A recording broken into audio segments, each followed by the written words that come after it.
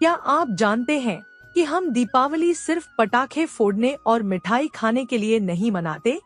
इस त्योहार के पीछे ऐसी अद्भुत कथाएं छुपी हैं, जिनमें भगवान राम, श्री कृष्ण, माता लक्ष्मी और पांडवों तक का संबंध जुड़ा हुआ है। आखिर क्यों दीपावली को सत्य की विजय, अंधकार पर प्रकाश और धर्म की जीत का प्रतीक माना जाता है? आइए चलते हैं समय की गहराई में और जानते हैं असली पौराणिक कहानी। त्रेता युग का वह दिन जब पूरी अयोध्या दीपों की रोशनी से जगमगा उठी थी।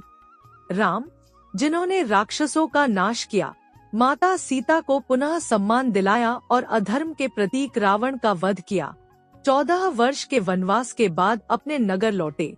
अयोध्या के राजा दशरथ के पुत्र का यह लौटना मात्र एक राजकुमार की वापसी नहीं थी, बल्कि धर्म की विजय थी। कहा जाता है कि जब पुष्पक विमान से राम, सीता और लक्ष्मण उतरे, तो नगरवासियों ने तेल के दीप जलाकर उनके पथ को आलोकित किया। हर घर, हर गली, हर छत दीपों से जगमगा उठी। उस क्षण से कार्तिक अमावस्या की रात दीपों की श्रृंखला का पर्व बन गई, जिसे हम दीपावली कहते हैं।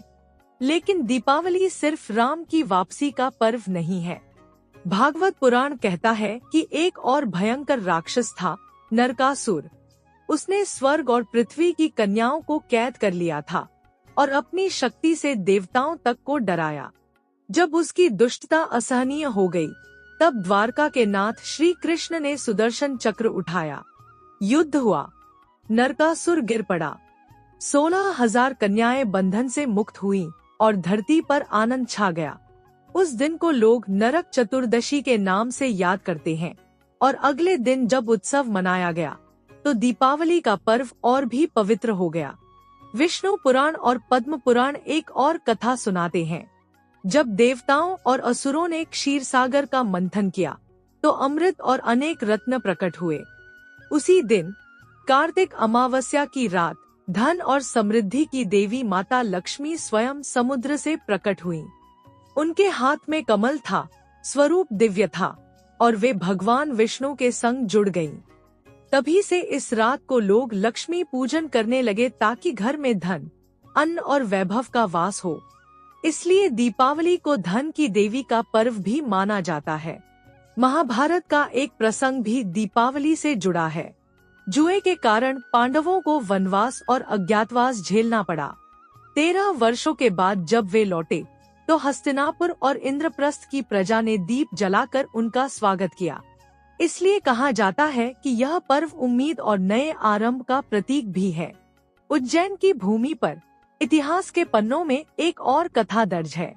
महान सम्राट विक्रमादित्य का राजतिलक दीपावली के दिन हुआ था। उनकी न्यायप्रियता और धर्म पालन को देखते हुए यह दिन सदियों से नए कार्यों और व्यापार की शुरुआत के लिए शुभ माना गया।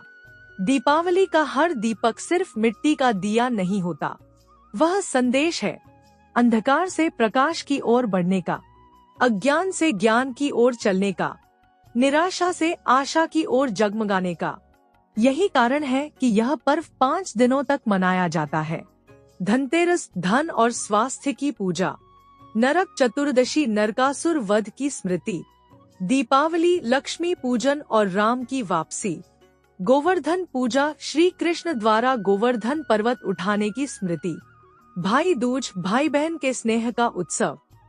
दीपावली सिर्फ रोशनी का त्योहार नहीं, बल्कि यह हमें हर बार याद दिलाती है कि धर्म चाहे कितनी ही परीक्षा से गुजरे, अंततः उसकी जीत तय है। चाहे राम हो, कृष्ण हो, लक्ष्मी हो या पांडव, हर कथा हमें एक ही बात सिखाती है कि जब तक हम सत्य, करुणा और धर्म के मार्ग पर हैं, अंधकार कभी स्थायी नहीं रह सकता। तो इस दीपावली जब आप अपने घर दीप जलाएं, तो यह याद रखिएगा, यह दिया सिर्फ रोशनी नहीं फैला रहा, बल्कि आपके जीवन में आशा और धर्म की ज्योति भी प्रज्वलित कर रहा है। आपको ये कहानी कैसी लगी? नीचे कमेंट करके जरूर बताएं।